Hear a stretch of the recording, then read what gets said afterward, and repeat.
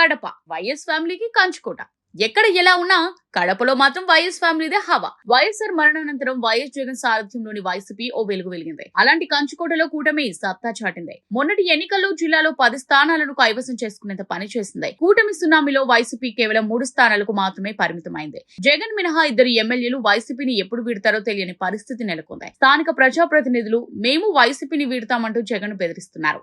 స్థానిక ప్రజాప్రతినిధులు సైతం జగన్ బెదిరించే స్థాయికి చేరుకున్నారంటే కడపలో వైసీపీకి డేంజర్ బెల్స్ మోగినట్టేనని అధినాయకత్వం గ్రహిస్తోంది. అందుకే జిల్లాలో పార్టీ ప్రక్షాళనకు తెరలేపింది. ఇప్పటికే కడప జిల్లా వైసీపీ అధ్యక్షుడిగా ఉన్న సురేష్ బాబును తప్పించి తన మేనమామకు ఆ బాధ్యతలు అప్పగించారు జగన్. కడపలో ఊహించని స్థాయిలో వైసీపీకి ప్రతికూల ఫలితాలు రావడానికి షర్మిల కారణమని, అందుకే ఆమెకు కౌంటర్లు ఇచ్చేందుకు తన మేనమామను జగన్ రంగంలోకి దింపారనే వాదనలు వినిపిస్తున్నాయి. ఇక కమలాపురం నియోజకవర్గం ఇన్ఛార్జిగా తన భావమరిది నరేన్ రామాంజనేయరెడ్డిని నియమించేశారు జగన్. ఈ నరేన్ మరెవరో కాదు, రవీంద్రనాథ్ రెడ్డి కుమారుడు. వ్యాపార రంగంలో చురుగ్గా రాణిస్తున్న నరేన్ ను కమలాపురం ఇన్ఛార్జిగా నియమించారు. సొంత జిల్లాలో జగన్ బంధువులకు పార్టీలో ప్రాధాన్యత ఇస్తుండడం చర్చనీయాంశమవుతోంది. ఒకే ఇంట్లో ఒకేసారి ఇద్దరికి పార్టీ పదవులను కట్టబెట్టడం వెనుక కారణం ఏంటనే చర్చ జరుగుతోంది. ప్రస్తుతం పార్టీ పగ్గాలు ఎవరికి అప్పగించినా వాళ్ళు ఎన్నాళ్ళు ఉంటారో తెలియని పరిస్థితి. పార్టీ పదవులను ఇతరులకు కట్టబెట్టాక వారు రాజీనామా చేసి మరో పార్టీలో చేరితే కంచుకోటలో జగన్ ప్రతిష్ట మరింత మసకబారుతోంది. ఈ పరిస్థితి రాకుండా ఉండేందుకోసమే జగన్ తన బంధువులకు పార్టీ పదవులు అప్పగిస్తున్నారంటున్నారు. వీరి ద్వారా పార్టీని చక్కదిద్దాలని జగన్ భావిస్తున్నా